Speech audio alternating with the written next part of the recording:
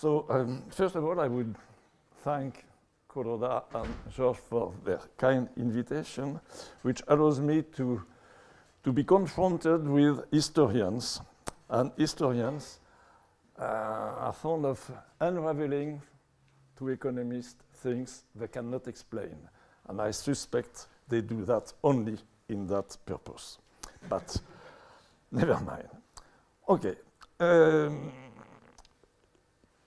What interests me among all these contributions during the workshop is that great mass of empirical observation and conclusion drawn from this observation, which contradicts more or less what mainstream economists say and sometimes what non-mainstream economists say too. And it's that problem which I will elaborate a little bit. The paper Kuroda presents here is very interesting because, for me, very stimulating at least, because it's a combination of history and theoretical thinking. And stimulating and fascinating as it is, Kuroda's paper raises a hard challenge to economists, but is not free from the difficulties inherent in new thinking emerging amongst and out traditional conceptions.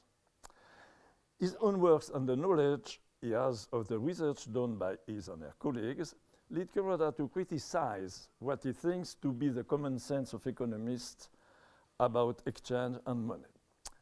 Two main bones of contention are, first, that exchange takes place, according to economists, that exchange takes place as a permutation of different things between different people, and second, that multiplicity and heterogeneity of money are symptoms of an incomplete monetary organization.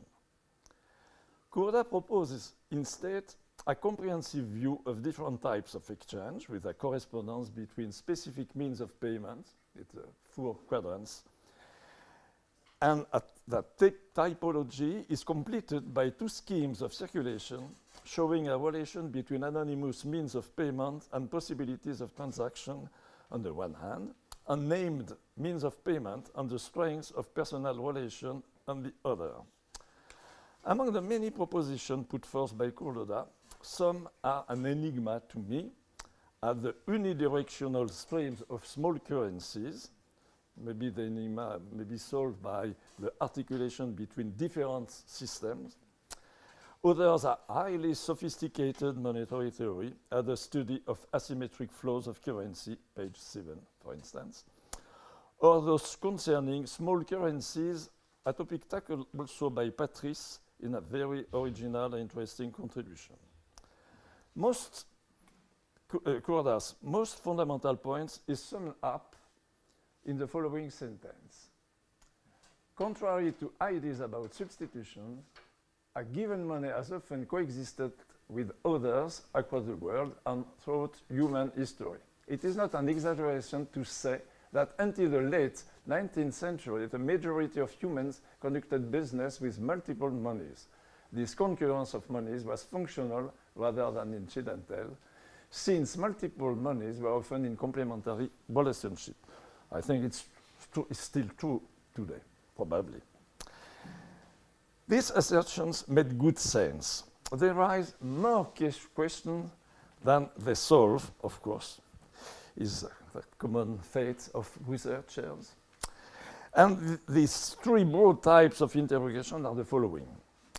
What is money when it is not conceived of as a special commodity as mainstream economists do, or as an empirically observed means of payment, some historians do, but as a set of rules, I rest as an institution. That's a point very difficult. The second list of questions is what is the most relevant and fruitful typology and what are the best criteria for shaping such a typology? The third one, I will not just evoke it briefly, what types of combination between history and economic theory make sense? Kuroda's paper addresses the second type of this list of questions, and doing that, he provides new and important material for answering all that points. Two things, the 4 quadrants and the 2 schemes I was speaking about a few minutes ago. So the 4 quadrants are intended to make sense of the variety of exchange. 2 criteria are combined to define 4 types of exchange. The first one is distance, which may be interpreted according to the frequency and/or physical distance. Distant and proximate are opposed. The second criterion is the degree of familiarity, named is opposed to anonym. Combining these criteria gives the following table you perfectly know.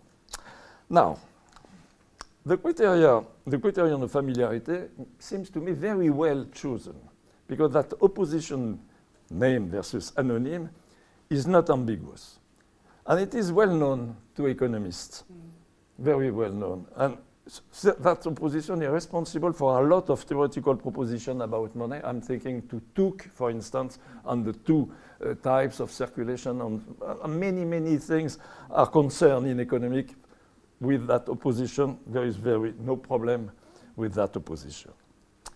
It's less sure that the criterion of distance performs so well. As Kuroda says himself, I quote him, the size and the frequency of a transaction through which we distinguish proximate from distant trades are both matters of degree, and thus the distinction between quadrants number 2 and number 3 is especially fuzzy. And Marcus Denzel is very interesting. That's a pity that Marcus is no longer here. According to Marcus Denzel, bookkeeping and bills of exchange are difficult to keep separate as it's done in the 4 quadrants apparatus.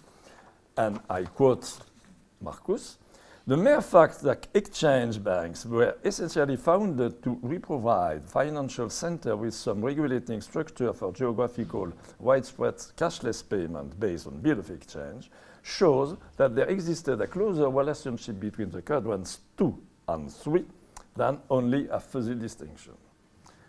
Moreover, I would say that the distance is an ambiguous notion. Let's ask, for instance, the following question. Are a shopkeeper from Paris and a shopkeeper from Hanoi more distant from each other than the latter, that is the shopkeeper from Hanoi, from a peasant of his own country? The answer is not true. I don't know how to answer that question. I have no criteria to answer that question. So should we consider the physical or the social distance? And Marcus Denzel on one hand, and Oscar Goldenborn and Just Jonker rightly insist on the role of ghost money, conventional unit of account. They show how the social proximity between people able to use bookkeeping makes easier to carry out their mutual transaction.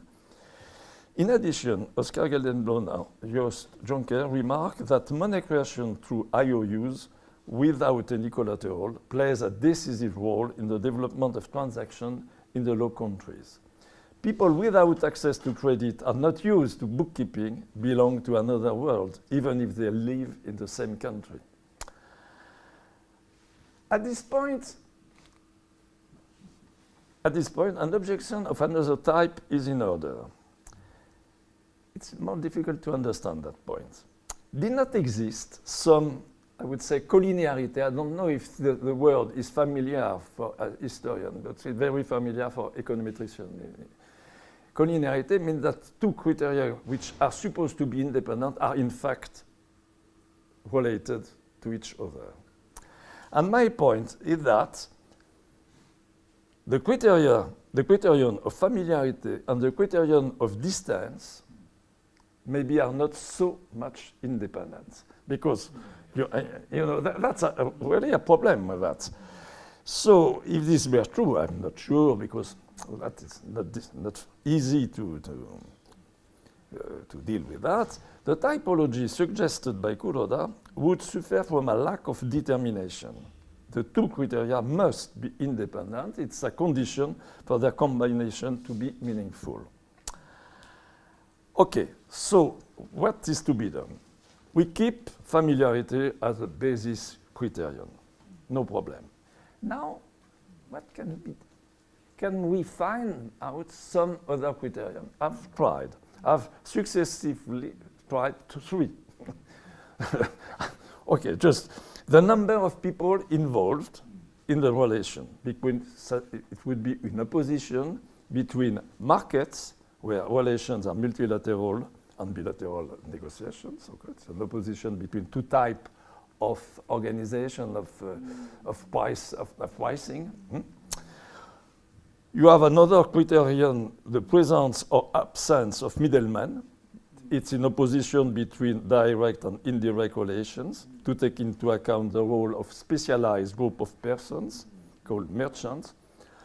Or you may have another criterion, I've tried also this one, the unicity or plurality of the units of accounts. I just give the second criterion, and you will have this, which is interesting in some sense because you can take into consideration e-markets, peer-to-peer, and so on. And this probably not totally uninteresting for the modern world. But I must confess, in defense of Kuroda, in defense of you, I must confess I am not totally convinced by this typology either. You know. So, this raises a doubt about the possibility of using a typology, because it's not so easy to find and to combine two orthogonal criteria in order to get 4 significant cases. Maybe there is another problem with that typology, because Kuroda says that it's the variety of exchange. But the notion of exchange, and I join Professor Tanabe on these points, because the notion of exchange is not that clear. Not that clear. And Kuroda is against what mainstream economists are supposed to accept, to the point that they are supposed to do, that exchange is means permutation of commodities among people sharing. Alors, exchange for me means permutation of commodities amongst people sharing sufficiently analogous conditions for that permutation be thought of as ruled by equivalence. But equivalence and exchange are not the last word about economic relations. Clearly, the payment of a tax or of a tribute is not an exchange. The same is true for a payment to a blackmailer, for instance. Whether the payments made in relation to the distribution of income, I'm thinking to wage payments, are the exchange. It's a hot question between economists at that point, you know. So, and as Akio Tanabe said, there are other social relations than economic ones. So, and I agree with him on what he says about India. And Akio Tanabe emphasizes in his contribution that money interconnects market and non-market spheres. He is right in pointing that money relations are not restricted to economic ones or to exchanges. Here is a field where Kuroda's notion of changeable but incompatible currency applies especially well. In Akio Tanabe's own words, there, maybe I can, no. You're finishing, no? I was, so. You're finishing, no? Ah! Not yet. Well, I will accelerate a little. Okay, sorry. So the quotation of Tanabe is here. You can read it. I would like to insist on the strategic character of that position from the point of view of economic theory. While mainstream theory can deal with exchange relations only as a consequence of its fundamental postulates, I don't insist on this point. A monetary approach may deal with a great variety of relationship. I've not said exchange, but relationship. As noted above, even remaining in the sphere of economic relations, there is more to say than limiting ourselves to exchange taxes, fines, payments of wage, etc. Each of these payments have their own characteristic. Some may be associated with specific means of payment, some not. Okay, I have personally worked on that direction. Okay. Now, my enthusiasm for the two paths of commercialization, Kuroda's proposed, page 15, and with its figures 3 and 4, this enthusiasm comes from the fact that I am persuaded that the way to deal with the variety, not of exchange, but the variety of economic relations has something to do with the forms of the circulation. And it's why I appreciate very much these two paths of commercialization. I will not comment them now because I have no time, but I would just make some suggestion, because I think that it's a promising way to deal with all that. But it seems to me that we should add something to that, at least two types of the thing. First of all, the procedure of the mechanism by which money circulation may reproduce itself from a period to the next, because this mechanism should be part of that. You know, in my language, I would say there are voluntary action, voluntary payments, and there are also involuntary payments when you have to square the accounts. You have done voluntarily a certain type of payments, and you discover at the moment of you have to square the account that you are in deficit or you have something in excess, and you have to do some constrained operation. That should appear in order to make clear what is going on this side. The second suggestion I had is to make it clear how the means of payment enter the circulation. Because I'm persuaded also on one thing, very general, that people who have the possibility to initiate the expenditure have some advantage over the others, and this expresses some hierarchy, and it's a formal way to make hierarchy appear in a circuit where everything seems falsely to be homogeneous. No, it's suggestion. Now, just to conclude, I skip a lot of things. To conclude, to come back to the, I've just commented the second type of questions I've evoked. Now I will very briefly evoke the two others. Kuroda is right when he fights against the view mainstream economists provide about money. We should not forget that those views are not the last word economists have to say. To limit my talk to a unique but theoretically delicate question, it is highly desirable to have the capacity to distinguish between a plurality of means of payment, all being elements of a unique monetary system, on the one hand, and a plurality of monies, which is totally different. And during the workshop, this has been evoked under different forms. Two, very quickly, is the problem of hierarchy, because if you have several means of payment in one monetary system, you can deal with hierarchy. Otherwise, if you have separate multiple money, you cannot speak about hierarchy. It's very, very essential. And there is also other thing I have not time to say. And more than the type of the means of payment used, the ways by which the unit of account is reproduced over time characterize a monetary system. In this sense, the plurality of units of account in our world, at now, is a serious challenge to economic theory. Last point, avoiding the pitfalls of empirical observation without theory requires that historians and economists succeed in combining their particular point of view.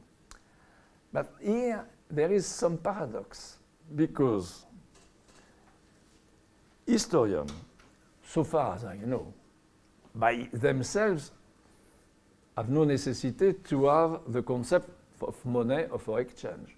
They observe it, and when they have to think about that, they borrow from economic theory the concept the economists are supposed to think, to conceive, okay?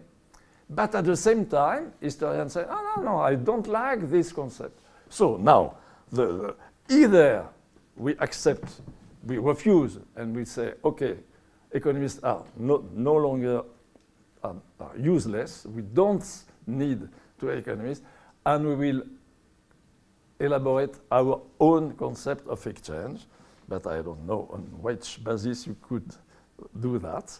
So I'm afraid that you need still economists, as economists still, alas, need historians.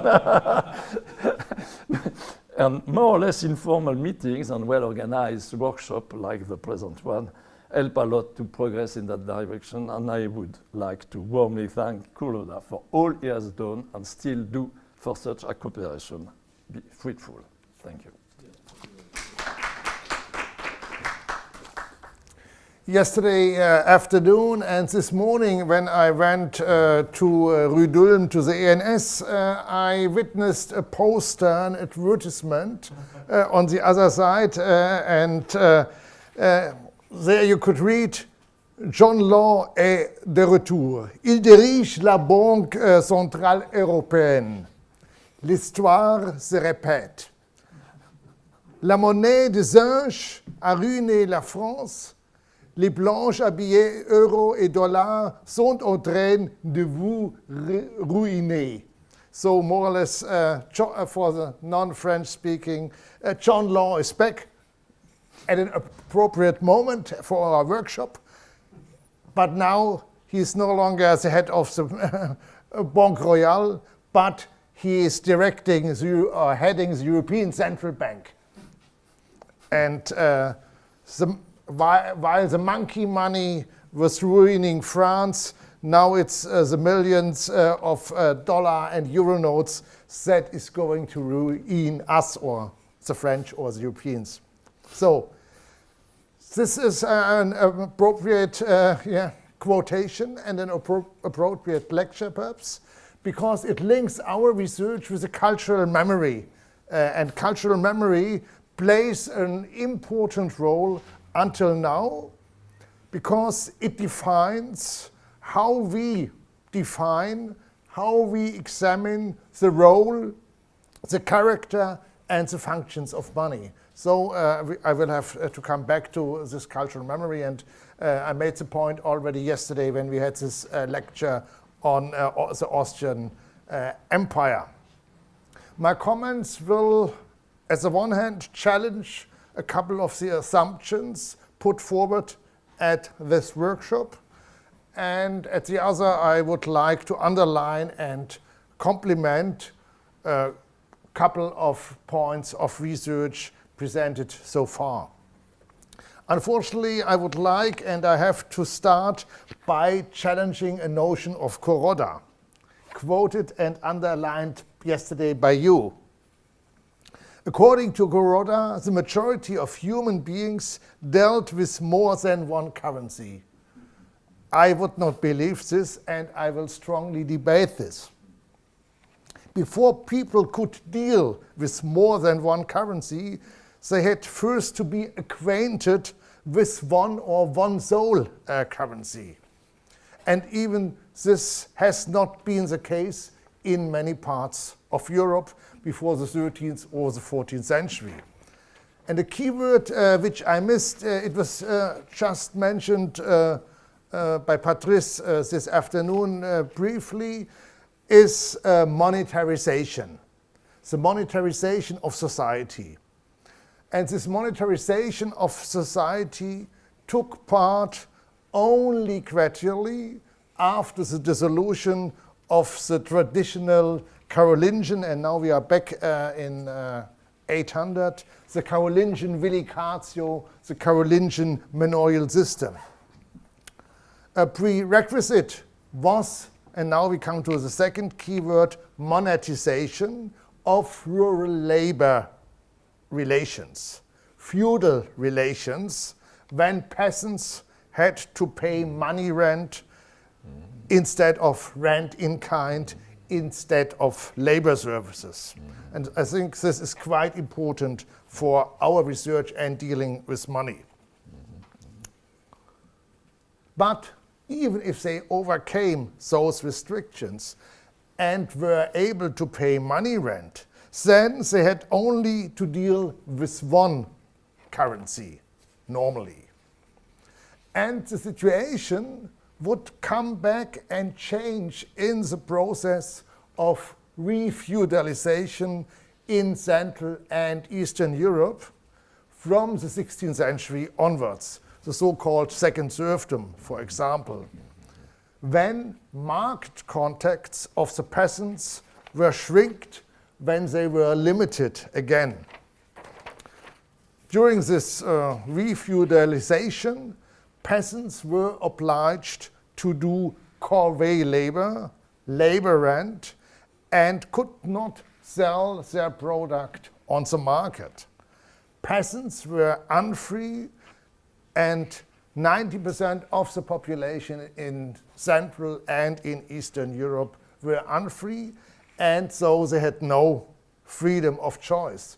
And probably this would hold for Latin America and Asian countries as well.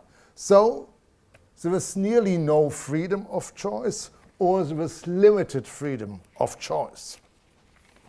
Nevertheless, there were, of course, preferences of actors. And those preferences are closely related to the availability and the acceptance of money. And having been a numismatist for a couple of decades as well, our research, or my research, was devoted to coin hoards, because coin hoards are giving evidence on the preference of actors, even though those preferences could not always be fulfilled. So the ideal hoard to store value would be a hoard of gold and heavy silver coins. Rich peasants at the German North Sea coast or in the Netherlands would, of course, make use of this kind of storage of value.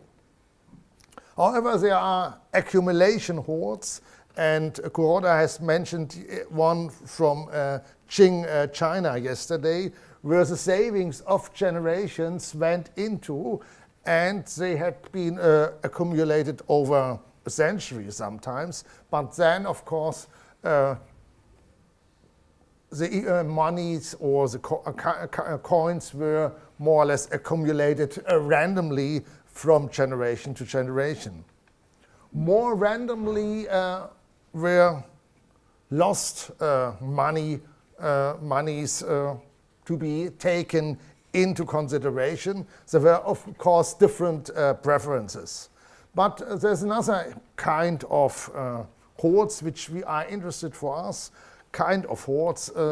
Those are collections in the churches, collections in the houses of the craft guilds, for example, where people try to get rid of small denominations, sometimes accepted, sometimes not accepted in shops or elsewhere. So this leads us to acceptance problems, and we have, if we go into those collections in the churches, we get at least some evidence about those monies, coinage, currencies which were not accepted or were at least declined in their acceptance. So acceptance problems are one of our problems, and this links, of course, to your model as well. Familiarity is, of course, important, but we have acceptance problems all over the world. not only in international trade. For example, when the Dutch went to India, unlike the Indonesian archipelago, they could not go with their money and do trading operations. They had to bring their silver, their Dutch money into the mints or to the money changers, and then only after it had been reminted they could make use of it in transactions. However, this was one problem perhaps, and the Dutch adjusted to it in international trade. However, shopkeepers, butchers did not take money, not every coin that people wanted to get rid of. So we have a lot of problems in the 17th century while debasements more or less at the eve of the 30 Years' War were on their way, that shopkeepers in Frankfurt, in Hamburg or elsewhere don't take the coins which people were offering. So this is a problem, and sometimes familiarity could overcome these problems, however, not ever. And what is more important, so challenging the idea of the economists of the free market, of the equilibrium, we still have to consider that we have price taxes. So prices are regulated in the early modern city, in Europe at least. And so even though you could have some money, and you would probably not pay what you wanted, or you would not get what you wanted. So it was limitations in price taxes. And then, while thinking about price taxes, another issue will come into our discussion, and that's the state or the city-state. And we heard from our paper on India that, of course, the state was present on the local level. And even though the Holy Roman Empire was not a state, not the modern state in the state in the modern sense, but this Holy Roman Empire, which was a federal state of more than 300 principalities and city-states, this Holy Roman Empire acted on the local level via monetary ordinances, via monetary reforms. In Germany, and this is a nice contradiction to what we have seen, there was no centralized monetary production. The standards were set by the Holy Roman Empire. However, those standards were negotiated. There were market relations, but monetary production was negotiated. And this negotiation was between those money producers who had access to silver, to the mines, and those who hadn't. But both interests had to be accommodated, and the accommodation took place at the imperial diet, the Reichstag. For example, only the electors, the Kurfürsten, had the privilege of gold minting. And later on, the city-states got, the imperial city-states got this privilege. So, in a process of negotiation, the prestigious privilege of gold minting was, of course, carried on, and people were keen, or princes were keen to get these privileges. And so culture comes into the field again. So there was a desire, because it was prestigious to mint gold coins, even though you had no access to the minting materials. And the same happened with silver coins as well. So again, acceptance, you have to be accepted as a gold or silver mining territory, and availability of the minting material plays an important role. We have, of course, spoken on small change, and it's more or less diverging issues in this respect. On the one hand, and we heard this, copper minting could be cheap and profitable. On the other hand, minting low silver denominations was very costly, for example, in the early modern period. State intervention on the local level in this respect seems quite important. And you have, of course, always this state intervention with respect to the acceptance of foreign coinage, for example, in the city-states or in the Holy Roman Empire, and the interests of the money producers, the money users, the trading Hanseatic cities always had to be negotiated and accommodated. And interestingly, via institutional negotiation and accommodation, there was still quite instability, monetary stability in the Holy Roman Empire that was much more stable in monetary respects compared with than France, for example, in the same period. So in France you had a centralized monetary production, but in Germany you had, of course, a decentralized monetary production, but it worked via negotiation and the imperial monetary ordinances. Your last page, huh? You're finishing. Not yet, but I think it was only, I had 15 minutes and I have 7 now, or how much? I was like, okay, but I can, of course. I could go on forever, but I can shorten as well. So, complementarity, and I like this issue, is related, and we have to relate it to the availability of minting and the acceptance of the product of minting within social strata, for example. The last point would be, yes, the monetary cultures, and I mentioned this already yesterday in the discussion with Jürgen Naut's papers. So it's cultural factors, it's social factors, but it's cultural factors as well that decide which means of payment were appreciated and how they were appreciated if people had the choice. And this goes, of course, it was quoted yesterday that the Germans still wanted to have the mark back. I don't want it back, but so there's still those issues of cultural memory. And there was a recent, some years ago, the Germans started to write their lieux de mémoire. After Biennorin in France, there are now the lieux de mémoire de d'Allemagne, and there's a bilingual volume as well.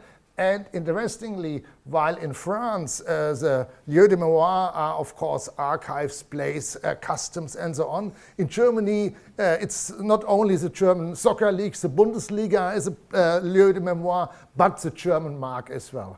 Thank you. So I will have a very short intervention. First, because I'm last intervenant, and I think everybody is beginning to be tired and wants to finish this conference. Second, I see I have no chair, so I don't want to stay.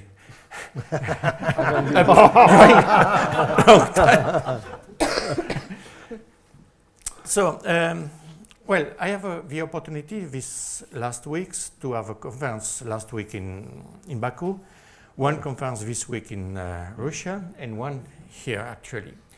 And I was thinking to the main points in these 3 conferences. In Baku, we had a very long fight and several fights with our colleague from Azerbaijan and other region about facts. Everybody wants to speak about history. We were speaking about archaeological finds, facts, history, and they were speaking about official history. And of course, there was a kind of important difference between what we, French delegation, were saying and what they wanted to understand, to listen, and to say. So, problem of facts. After I've been in Moscow, And in Moscow, I spoke a little bit yesterday about this. We had a lot of information about different things, that things that I was not informed about them. It was new things. This system of complementarity money with the value decreasing, attempt to produce different coinage, development or regression of some issues and some currencies. And I came here and I listened about coinage, small coin, large coin, complementarity monies, about bank transfer, about draft, and so on and so on. And I say, okay, what is the title of a meeting? Variety of exchange. But we are speaking about the same thing in the three conferences. We are speaking about exactly all the same thing about coins, currency, and several sort of currencies of coins. But we are speaking about the same thing. Currency of exchange, of course. Let me take an example about what Patrice said about small coinage. When I was listening Patrice, I was thinking to a letter from an ambassador, I think, from in China in the 19th century, saying there is a problem on the railway construction and there is a problem in this part of China because people, they want to have only copper coins and they want to be paid in copper coins and they need to have a large number of copper coins, thousands and tons of copper coins, and they don't want to have silver coin because they are used to copper coins. I was thinking also on what I'm doing actually on Pompeii, working on all the coin funds. You know, the advantage of Pompeii is that the city was frozen by the Vesuvius. And it was very important to see all the coin funds and to see everything. And there is a lot of copper coins, and especially lot of copper coins and local limitation, because people, they wanted to have a lot. They are used to use one type of copper coin and they produce. So copper coin is the same thing in all the part of the world. I was listening to in the paper of Denzer, Marcus Denzer, about this kind of huge documentation about paper money and transfer. And I was thinking also on what I'm also doing about inscriptions. I decided to have a look to all the inscription on paper, on stone, concerning the Roman Empire, inscription concerning sums, amount of money. And, you know, I like sometimes to make some stupid work, and I decided to read all the inscription I can find. I said, okay, 5,000, that's enough. Well, it was 250,000 inscription to read, and absolutely everybody never do this. And I found a lot of details about money, about sums. And when I was thinking about this sum, that are huge amount of money. And when I was reading Cicero, in example, speaking about transfer of money, when I was reading about triumph of military triumph in Rome with amount of money coming in Rome, I said, okay, but this sum, nobody can pay them. Nobody can pay in Rome 1, 2, 3, 10 kilos of gold. It's impossible to gather this sum, because if we compare what we have in the on the inscription in Pompeii and what we can find in Pompeii, it's nothing. It's nothing. So what we are working on is a very small part of coinage and currency. Mm. So variety, yes, of course. It's not the same coin. It's not the same metal. It is not the same way to exchange. But variety and similarity of the way to exchange. And my question now is to say, if everything is similar to everything, perhaps we are working on what we can see. This part of the iceberg that is above the sea. And we need to think about what is under, what we cannot see. This part of money we don't have. With this part of money that is used. And we don't have text for antiquity. We have a very few texts for medieval modern period. We have banknotes. In some cases, we don't have anything concerning banknotes. So there is a large part of currency, a large part of exchange that are out of our scope. Out of our scope, but there is another part, what we call silent exchange. I mean, it's a market. They don't speak. They don't exchange money. They communicate by sign. And we need, in this case, there is no money, no speaking, and only sign. So it seems to me, getting old, I think we are working on very small part. I don't want to destroy the hope of the new generation, but on one side, and Michael said he was working like I did on odds, but odds is peanuts concerning the globality of exchanges. So we have on one side to understand that there is we are working on a very small part of exchanges, and we have at the same moment to understand that there is a lot of things to discover, to imagine, to reconstruct, and this is a part of the character of money. Before finishing, I wanted to thank very frankly Kuroda, because he's the key master of this meeting. He had the idea of the title, he organized everything. I just provide some seats, and so nothing important. And dinner. And the dinner. And a dinner, Which is yeah. more important. And I think step by step, because we had everybody participated to participate to his conference, step by step, meeting after meeting, we are trying to go on the way. Each meeting is a small stone on the road to understand the coinage. And that's important. I remember the first one, I think to Patrice, the real first meeting with Kuroda, we cannot understand anything. we were speaking about, for me, I listened about coins, but not, the weight was not important, the number was not important. So we have to spend time to understand each other, to understand, to go in this way, to imagine exchanges, currencies, and so on. We spoke about seasonality, and I listened to some paper about money and this evolution of trade according to the season. It's exactly what I have found in the document on Shanghai concerning the transaction and the naval relation between Shanghai and the rest of the world. We spoke about seasonality, we spoke about variety. Each time it's a new notion concerning exchanges and trade we are dealing with.